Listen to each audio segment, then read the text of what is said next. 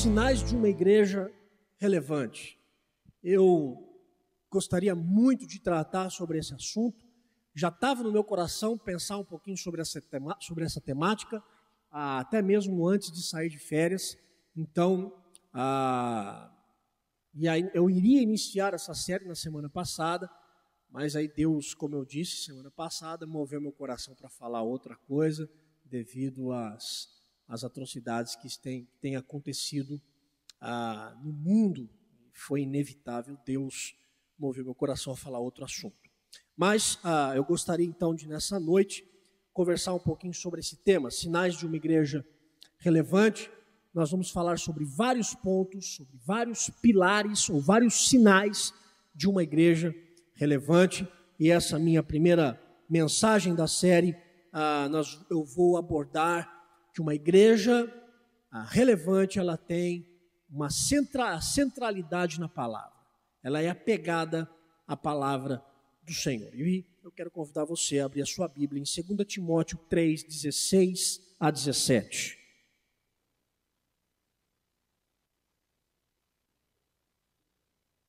2 Timóteo, capítulo 3,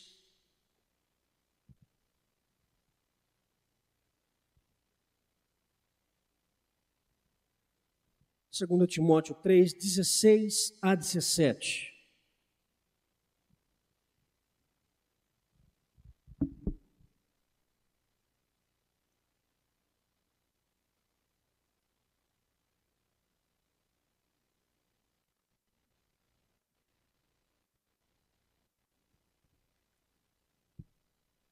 É um texto bem conhecido. 2 Timóteo 3, 16 e 17 diz assim: toda a Escritura é inspirada por Deus e útil para o ensino, para a repreensão, para a correção, para a educação na justiça, a fim de que o homem de Deus seja perfeito e perfeitamente habilitado para toda boa obra. Que o Senhor fale ao nosso coração através da sua santa palavra. Irmãos, a reforma protestante foi um marco muito importante para a igreja cristã. Por que a reforma protestante foi tão importante na história da vida cristã? Porque a reforma protestante, ela chamou a atenção da igreja para algumas verdades e para algumas práticas que haviam sido ou esquecidas ou práticas que haviam sido distorcidas pela igreja medieval na época. Então a reforma protestante foi muito importante para isso. Não foi o que muitos podem pensar. A reforma protestante, ela não foi um movimento inovador. Ela foi um movimento restaurador, porque ela restaurou princípios na própria vida da igreja. Redirecionou a igreja para as convicções bíblicas, realmente bíblicas. Dentre as contribuições da reforma protestante, nós temos algumas. Por exemplo, algo que foi trabalhado e muito bem trabalhado na reforma protestante foi a centralidade de Cristo. Cristo é o centro. As Escrituras devem ser pregadas e devem revelar a Cristo. Um outro ponto que foi trabalhado também na reforma protestante foi a salvação pela graça. A salvação não tem por obras, nós não pagamos pela salvação. A salvação é graça de Deus. Mas uma das grandes contribuições da reforma protestante foi o retorno da igreja às Escrituras. O retorno da igreja às Escrituras. E o resultado foi uma igreja bíblica. A igreja voltou para conhecer o que de fato as Escrituras haviam falado, e ela voltou a ser uma igreja bíblica. No entanto, hoje nós temos visto que Ainda que algumas igrejas, ou ainda que as igrejas aqui, principalmente no nosso contexto, no Brasil, tenham as Escrituras nas suas mãos, podem ser expostas e podem ser lidas, ela ainda assim pode ser mal interpretada. E até mesmo ela pode ser deixada de lado para satisfazer o ego das pessoas e para satisfazer a vontade das pessoas. E muitas pessoas fazem isso. Pegam as Escrituras, fazem uma interpretação equivocada, simplesmente para inchar as suas igrejas, fazer um amontoado de pessoas nos bancos das suas igrejas, mas elas amontoam pessoas nos bancos das igrejas, mas elas afastam essas pessoas das cadeiras celestiais. Pensando nisso, o texto que nós lemos pode sim nos ensinar a sermos uma igreja relevante, tendo esse primeiro princípio, apego às Sagradas Escrituras. Eu quero novamente pedir para que você leia comigo os versículos 16 e os versículos 17. Eu quero que vocês leiam comigo, vamos ler juntos os dois versículos. Toda a Escritura é inspirada por Deus e útil para o ensino, para a repreensão, para a correção, para a educação na justiça, a fim de que o homem de Deus seja perfeito e perfeitamente habilitado para toda boa obra. São dois versículos poderosos e ricos, que podem ensinar para nós algumas lições preciosas sobre sermos uma igreja relevante, apegada às Escrituras, ou centralizada na palavra do Senhor. Vamos então tentar analisar esses dois versículos.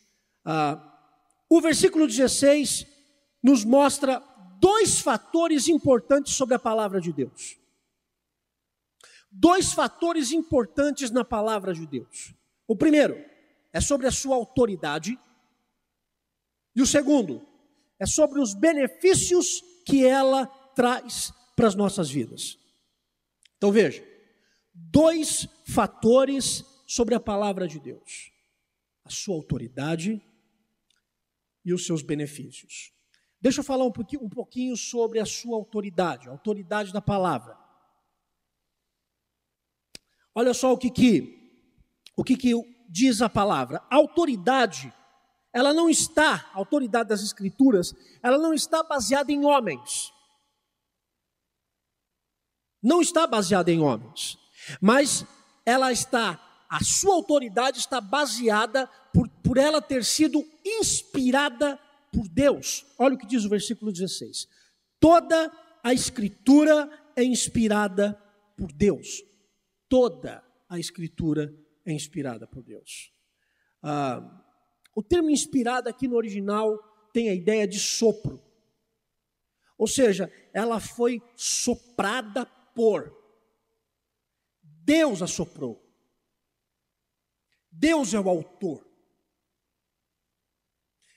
Quando nós lemos a palavra de Deus, é como se nós sentíssemos o sopro de Deus sobre o nosso coração. Agora veja, se esta palavra que você tem em mãos é inspirada por Deus, ou soprada por Ele a nós, qual deve ser a nossa reação diante dela? Então aí nós temos uma tensão. Porque se ela é a palavra de Deus inspirada, muitos de nós não temos a mínima reverência diante dela. Muitos de nós não conseguimos nem tirar tempo para ouvir a palavra dele falar ao nosso coração. Então, a reação que nós devemos ter, a palavra dele soprada ao nosso coração é de reverência. Se ela é soprada por Deus, ela não é reprodução, e aí eu estou falando de criação, ela não é reprodução humana, mas é divina. Você tem nas suas mãos uma palavra divina. Nós estamos nessa noite, não é falando de uma elaboração humana. Nós estamos falando aqui de uma palavra que foi soprada ao homem e que Deus tinha toda a liberdade para não soprá-la, mas o fez por amor. Sabe por quê? Porque sem ela é impossível conhecer o Senhor. Sem ela é impossível saber quem você é. E saber que você precisa de um Redentor. Que você precisa da obra da cruz. Portanto, uma igreja relevante, ela não abre mão de reverberar esse sopro divino.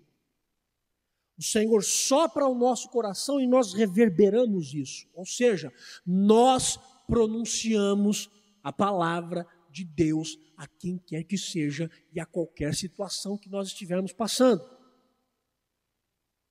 A tensão se dá pelo fato das pessoas quererem palavras de Deus, sem ao menos entender que essas palavras devem ser a palavra revelada.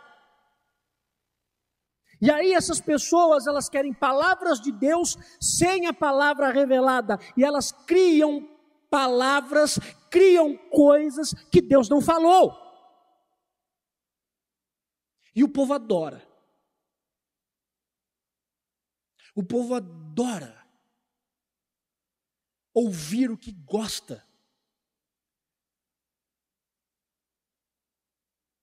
É impossível conhecermos o Senhor sem as Escrituras, porque elas revelam Ele. Se nós temos uma geração que não conhece as Escrituras, consequentemente nós temos uma geração que não sabe quem é o Senhor. Eu não estou falando de conhecer apenas as Escrituras cognitivamente, de citar versículos bíblicos, eu estou falando de uma geração que fala de Deus, mas não sabe quem Ele é.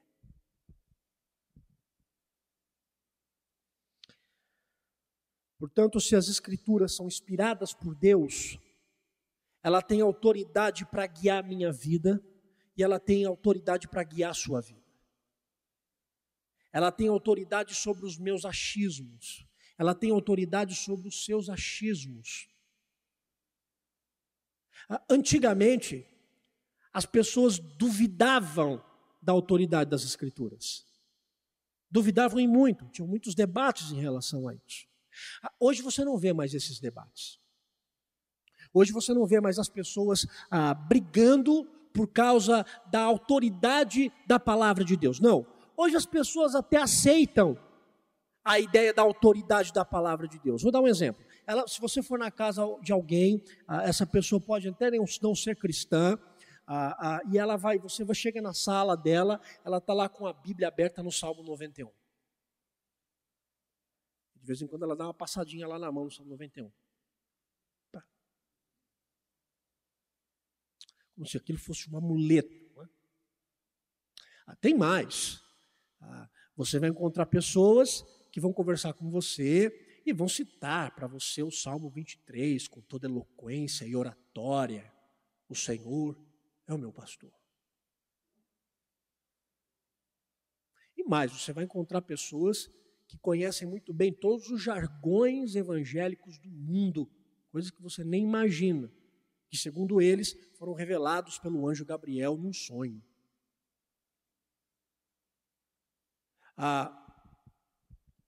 O problema dessas pessoas não é a aceitação da autoridade da palavra de Deus.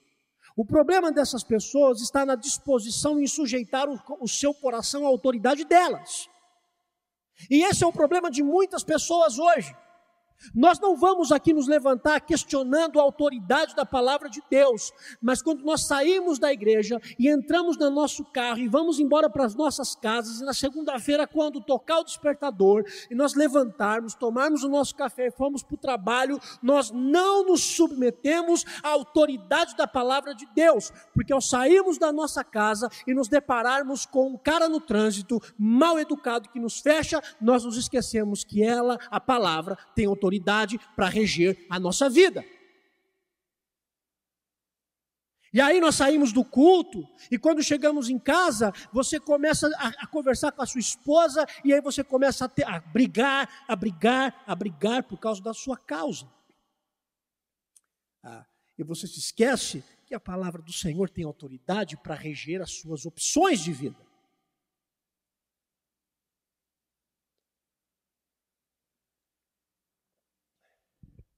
Eu fico me perguntando, até que ponto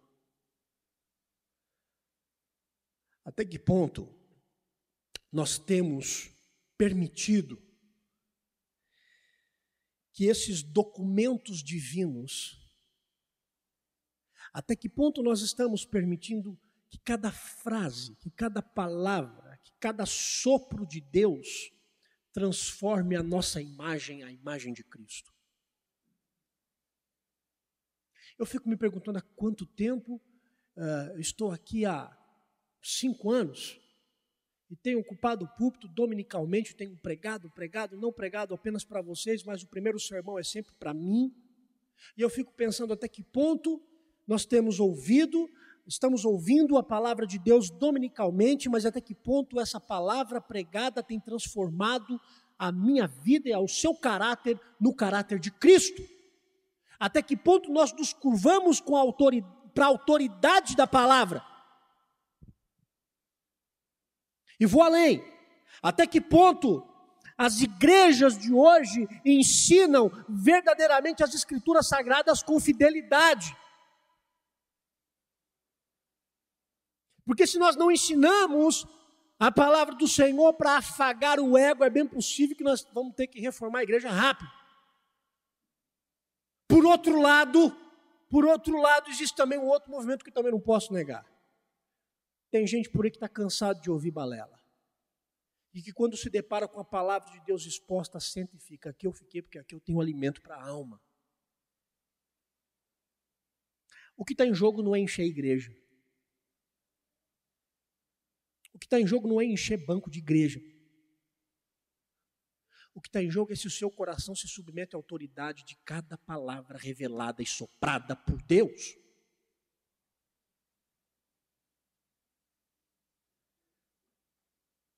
Esse é o primeiro fator. Se ela é inspirada por Deus, se toda a Escritura é inspirada por Deus, ela tem autoridade para guiar os meus passos, nas minhas decisões na semana, nos meus sentimentos, no que eu penso, no que eu olho, no que eu falo. Ela tem autoridade. Mas há um segundo fator. O segundo fator são os benefícios das Escrituras.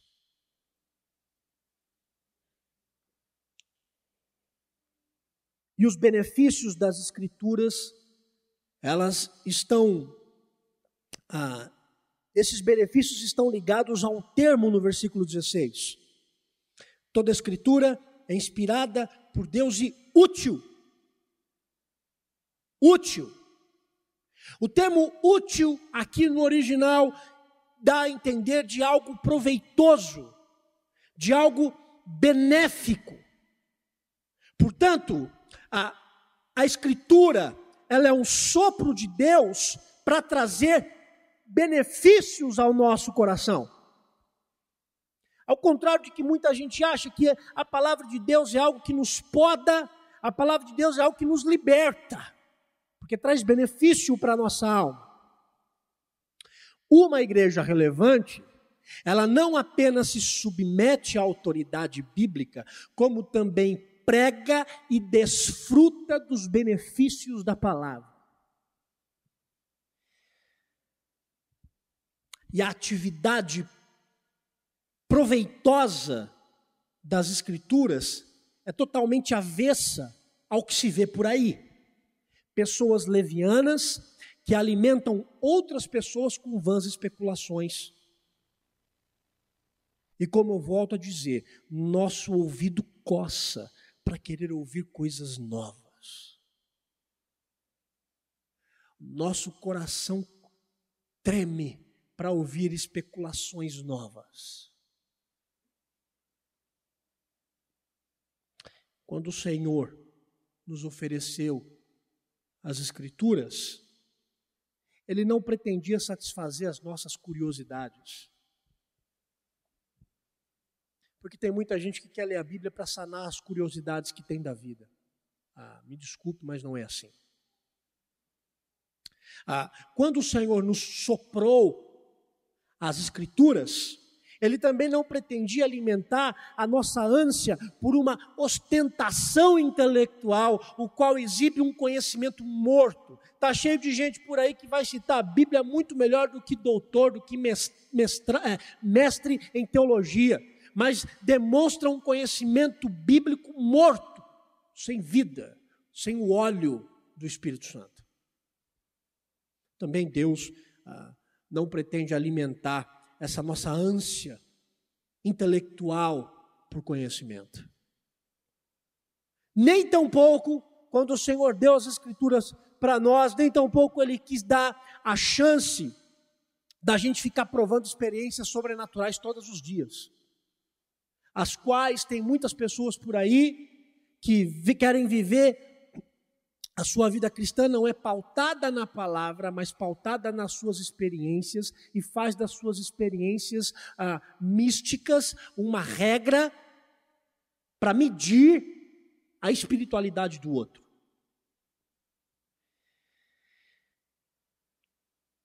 Por que o Senhor nos deu a sua palavra? Ele nos deu a sua palavra para nos fazer bem.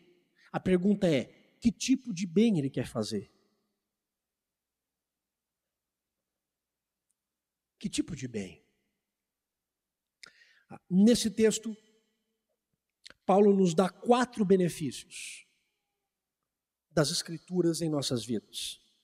4 benefícios, eu quero compartilhar com vocês esses 4 benefícios, ou melhor, esses 3 benefícios. 3 benefícios. Primeiro, ela é inspirada e útil para o ensino. Olha o que diz aí, versículo 16. Toda a Escritura é inspirada por Deus. Ok, aqui nós temos a sua autoridade. E útil, começamos a ver os benefícios das Escrituras. Útil, primeiro, para o ensino. Ou seja, a Escritura ela foi soprada e ela tem como benefício nos ensinar. Eu acho interessante Paulo começar com o ensino.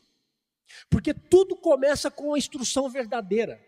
Tudo começa com a instrução fiel, porque a instrução verdadeira e fiel da palavra nos liberta.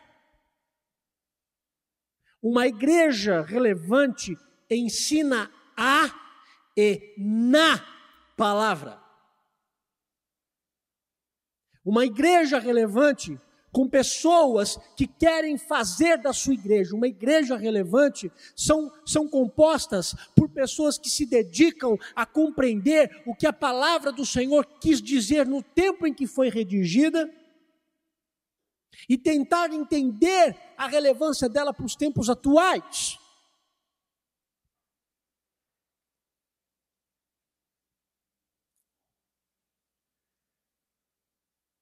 O ensino. E nós erramos porque nós não conhecemos.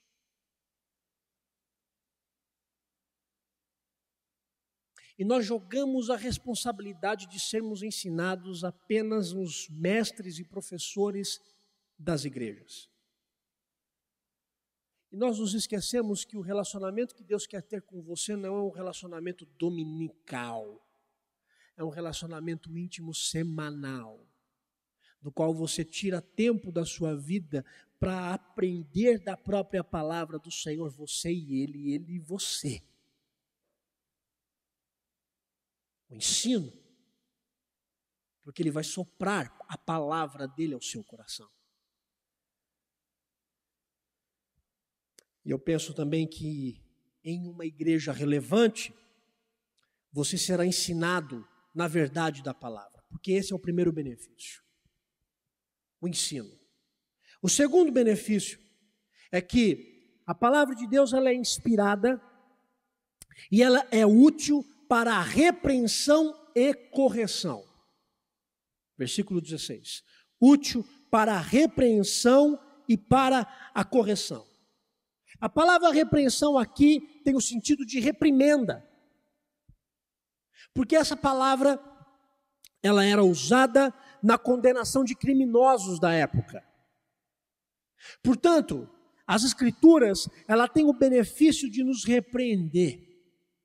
Ela tem o benefício de nos repreender devido às nossas transgressões, devido aos nossos pecados. Esse é um benefício. E nesse sentido, uma igreja relevante, ela não tem medo de falar a verdade, confrontando o pecado. Porque uma igreja relevante não tem medo de, entre aspas, perder pessoas para outras igrejas. E isso acontece muito. A nossa geração é uma geração impastoreável.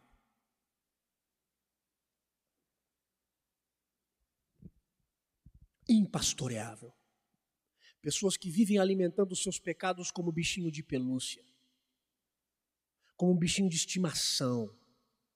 E quando são confrontadas pela palavra, dizem para nós, dizem para a liderança: nossa igreja não quero, vou para outra. E vai para uma outra igreja viver a multidão, viver o anonimato, porque é mais fácil. Nós vivemos uma geração de pessoas impastoreáveis, que buscam só alimentar-se, se encher, se engordar da palavra. Mas aquilo não exige dela uma postura real na sua vida cotidiana, e quando exige, foge. E quando aperta, espana. Uma igreja relevante é aquela composta por pessoas pastoreáveis. Não são pessoas que não erram, pelo contrário, são pecadores, falíveis, miseráveis, erram, mas não deixam a caminhada com uma comunidade cristã pelo fato de receberem uma repreensão pela palavra de Deus. Ela é útil. A palavra ela é útil e ela é inspirada, ela é útil porque ela nos livra das nossas imoralidades. Deus não nos deixa à mercê de nós mesmos. E após nos repreender, a palavra corrige a nossa rota, corrige a rota da nossa vida, levando-nos a uma vida de retidão, levando-nos a uma vida que agrada a Deus. Esse é o segundo benefício. O benefício da repreensão e da correção. Mas nós entendemos por muitas vezes, interpretamos equivocadamente muitas vezes quando somos repreendidos em amor e corrigidos em amor. E muitas igrejas omitem esta palavra. E desenvolvem ministérios de manutenção.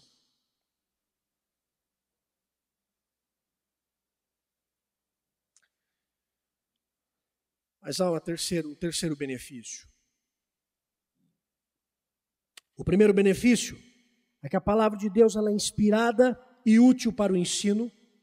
O segundo, ela é inspirada e útil para a repreensão e correção. E terceiro, ela é inspirada e útil para a nossa educação na justiça. No que se refere à justiça, isso indica o treinamento naquilo que é reto. Treinamento naquilo que é reto.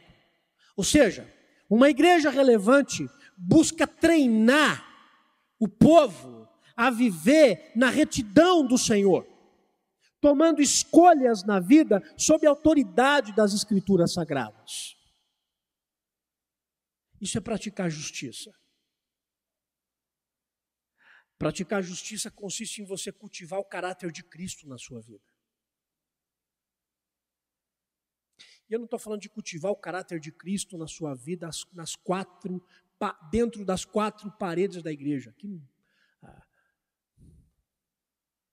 perde o sentido um pouco.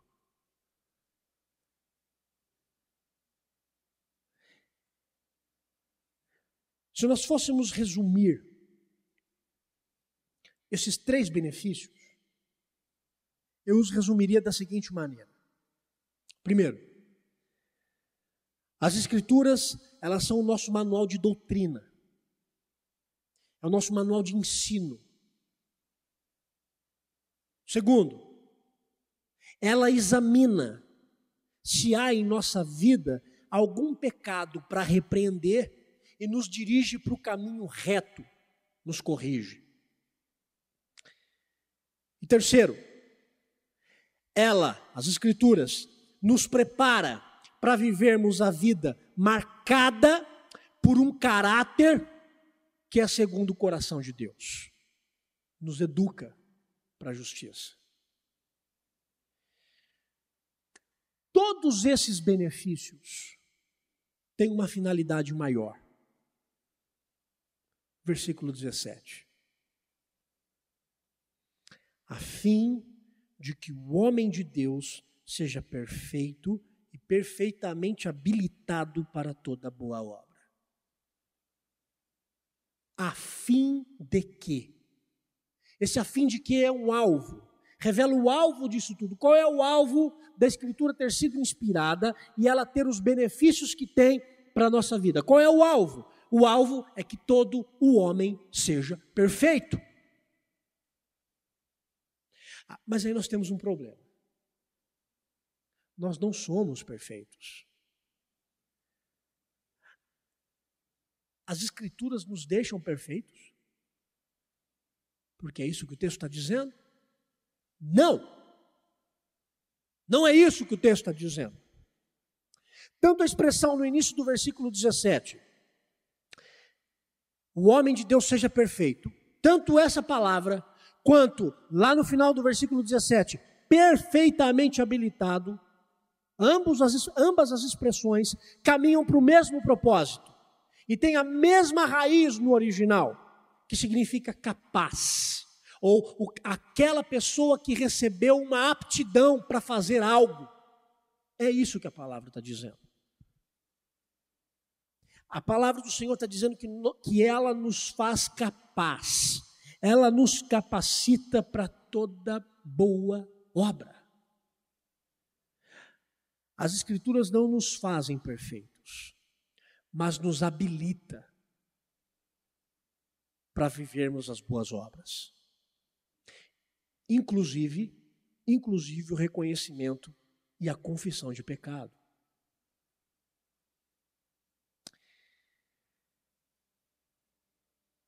Eu gostaria de concluir. O que seria uma igreja relevante? O que seria uma igreja relevante centralizada na palavra? Primeiro, é uma igreja que vive a partir da autoridade bíblica em suas decisões e no modo de viver. Se você quer ser igreja relevante, a partir de hoje, em todos os momentos da sua vida, você deve submeter os seus desejos, as suas decisões à autoridade da palavra. O que é que ela fala a respeito do que você quer fazer? O que é que ela fala a respeito do que você está sentindo? O que é que ela fala a respeito do que você pensa sobre a vida? O que é uma igreja relevante? Em segundo lugar, é uma igreja que entende os benefícios de Deus para o nosso coração nas Escrituras. Uma igreja relevante, ela entende que os benefícios da vida não estão aí jogados nos prazeres do mundo, mas os benefícios da vida estão revelados na palavra para o seu coração. Ter prazer nela. Se deleitar nela. Conhecê-la. Estar apegado a ela. Isso é ser uma igreja relevante. Em terceiro lugar, uma igreja relevante é uma igreja que, como fruto do estudo e da submissão nas Escrituras, recebe aptidão para viver o que Deus espera dela. Você não vive a verdade da palavra, a realidade do Evangelho baseado em você. Você recebe aptidão para isso.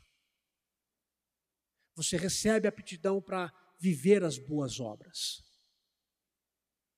Você recebe aptidão para viver a realidade do que Deus preparou para você como boas obras. Eu me lembro do texto de Efésios, que diz: pois somos feitura dele, criados em Cristo Jesus para boas obras, as quais Deus de antemão preparou para que andássemos nelas. Efésios 2:10. Boas obras. Você foi apto para isso. E eu acho esse texto fantástico porque a palavra feitura no original é poema. Poema. Nós somos o poema de Deus. E quando você lê uma poesia, você vê ali toda a emoção e todo o sentimento do poeta naquele papel. Uma igreja relevante é a poesia de Deus. Escrita não com tinta, mas com o sangue do Cordeiro na cruz. Não em papel, mas em corações. Nós somos carta viva. E nós não podemos dizer que somos uma igreja relevante, mas que vivemos uma realidade dominical de igreja. Não podemos dizer que somos uma igreja relevante, mas não submetemos os nossos desejos e sentimentos à palavra dele. Saímos daqui e fazemos como bem queremos. Não podemos dizer que somos uma igreja relevante se não entendemos que o maior benefício da nossa vida foi revelado aqui. E não em vícios onde nós nos banqueteamos sobre o túmulo e morremos. Uma igreja relevante, você não pode dizer que faz parte de uma igreja relevante se você não compreender que as boas obras Deus criou para que a igreja revelasse e andasse nela, como poema, apta para viver essa realidade. Isso é uma igreja relevante, centralizada, centrada, apegada à palavra do Senhor. Eu oro para que mais do que pegar uma Bíblia e vir à igreja, eu oro para que nós venhamos a guardá-la no nosso coração. E a partir daí, estaremos trilhando a realidade de uma igreja relevante. Igreja relevante não tem bons bancos. Igreja relevante não tem ar-condicionado. Igreja relevante não tem um bom aparelho de som. Igreja relevante não tem uma cruz brilhando amarela atrás de você. Igreja relevante não é cheia. Igreja relevante é apegada à palavra. É isso. Começa aí. Vamos ficar em pé.